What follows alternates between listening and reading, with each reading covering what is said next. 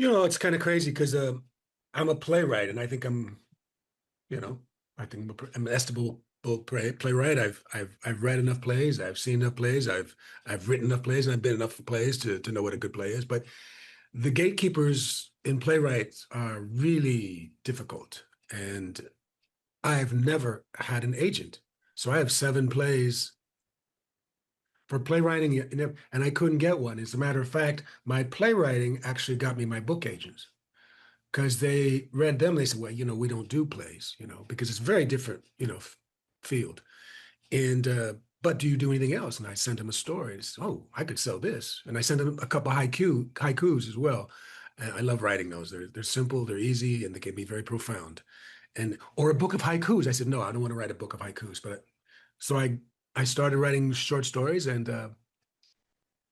right in the middle of it, this person who was representing me decided she didn't want to be an agent anymore, unfortunately. And then if another friend of mine hooked me up with Rising Action, which is who I'm with now, and that's how it started. And I just started writing these. I'm not sure how connected they are, you know. I just wanted to write interesting stories, and uh, and I had many I thought were of merit and might be of interest to people. And they were certainly of interest to me. I mean, because isn't that what you write? What's interesting to you? I mean, that's where you start, hopefully, and that fuels, your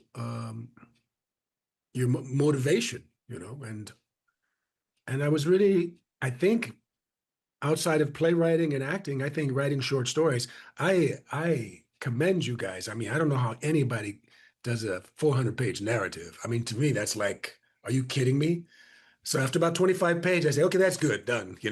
Next. I'm a big fan of France, as you could tell. I have 2 stories about Paris. Cuba's an interesting place. I live in Venice, California, and that's, special, significant. And um, and then just relationships between men and women, getting older, being young, all of that stuff. It's funny because I could talk about being young the same way I can talk about being old. In fact, I have another story coming out, and it's these 2 people talking, and it's an old man and a young guy. And, their worlds are so separate and so much the same. And you get to see when you have those two, diametrically opposed existing places, you see what they have in conflict and what they have in communion. And it's very interesting because you get to draw that line between being a baby and then being an old man, and that's very fascinating to me. I tell people I'm in the last quarter of my life, but I always have the ball. And that's how I look at it. I think people are gonna, everybody's telling me this should be a series. There's a story called Paris Graffiti, and there's a character in it named Larry Green, and he's an interesting character. He's very violent and very human at the same time, and he's a real good example of how we look at villains. I think nowadays, certainly because we give them purchase. If they're morally okay. You know, because in different circumstances, morality changes depending on the world you live in. There's this great scene with Cillian Murphy and Tom Hardy. I don't know if you've seen it come out, and it's him talking about Hardy's going off on Cillian Murphy because he's saying, "You're going to kill me. You're going to kill me. You want to kill me for what? For doing things that we always do together. Something you've done a million times. If you're going to kill me for an honorable reason." And you look at this mentality and you think, this is the world they live in. Morality is very different. And I don't know. Nowadays, you need to look no farther than the present to see how different morality can be interpreted. Um, but villains are always, I mean, I prefer to play a villain than I do a school teacher. You know what I mean? There's so much more to draw on, and there's so much more nuance. Well, I don't want to say that. I would say school teachers harder to play and make them interesting, because you don't have the same kind of objectives. You don't have the same kind of uh, area of danger, and we're all attracted to danger. You know, I mean, that's why the kill count, the body count is in most series is high. You know what I mean? It's who's going to die, man? I mean, I gotta if I'm going to be interested in this, somebody's got to die. There's got to be something at stake, you know. And I say that with tongue in cheek, but also it's very true. You know, I mean, think about the last five things you see in film and television. Anybody die in those? Every one of them. You know, I mean, it's funny Yeah. because even writing stories, I'm looking. Okay, let me not kill anybody in this one. Let me not kill anybody. Somebody will have to explain better than myself what my attraction is to Paris. But I find its beauty in every direction. It suits my temperament. When I'm there, I'm more alive than anywhere else. It's the truth. I mean, that's kind of a terrible thing to say, but it is true. And I have a very good life. I mean, um, but when I'm there, there's something that happens to me. And I think, part of it is like when I was a kid, I'm reading about all these, uh, expatriates, these writers going over there and living their lives and doing that stuff. And that had an effect on me at a very young age, I'm sure. And the funny thing about it is that it held true. You know, I went there and I hated it the first week, and I loved it after that. One takes place in the third, which is the Marais, and I stay there a lot. But I have the people who walk a bit. There's a restaurant called Juveniles, and there's a short story called Juveniles, and it's a very interesting story. It's about a date an American has with a Parisian woman, and that's in the first near the Louvre. I like the whole city, I mean, when I was doing the audiobook for this, so I'm there 2.5 months. I'm in a car from the airport to my house, my apartment, and from my apartment back to the airport. Other than that, I'm riding my bike. I was on the metro twice in 2.5 months. I ride my bike everywhere. It's a phenomenal way. I feel like I'm 12 years old. It's a phenomenal way just to see Paris, to get around Paris. And when I was there, I did the audiobook in Paris. And what a feeling to be riding my bike to the studio to record my own book in Paris. I mean, that's just life. That's a beautiful thing to me. Um, but I like all of Paris. I like Montmartre, which is up in the hills. I always make jokes. Old people can't live there because you got to climb these stairs. You got to be in shape and young to live there. It's just crazy. And I do the stairs, next to Sacré-Cœur. The stairs that go up there. Yeah, that's my workout. Um, I don't know. I eat well. I drink well. I have friends. They're friends of mine that I've known for 30 years. You know, Yeah. it's a very lovely community for me.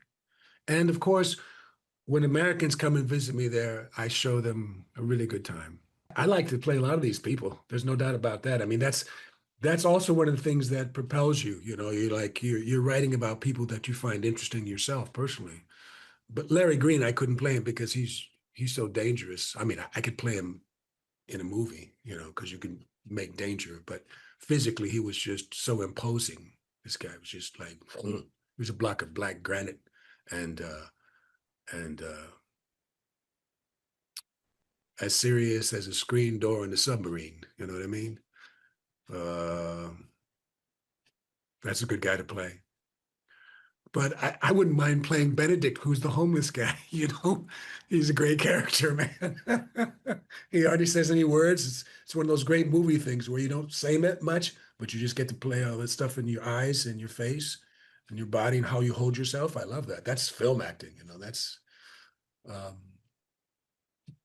oh man, I'd play most of those characters in there. Yeah, there's a guy who's like he's turning 60, and it's not a good look for him, as far as he's concerned. He can't, I think it was Dostoevsky said the biggest surprise to men is old age.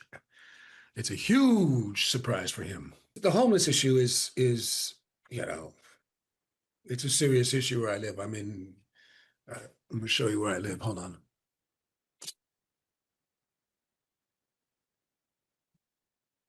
Oh, wow.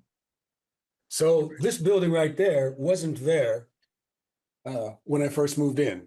So I had a completely beautiful view of the ocean, and then they built that, and well, there it is. But I still have partial view, and I'm thankful for that. But homeless people here, it's a serious thing, and if you go downtown LA, it's but it's everywhere, and it needs to be addressed. I don't think, I see 60-year-old woman walking around with bare feet. I mean, it's very difficult to see. I mean, I remember Woody Allen saying, so many years ago,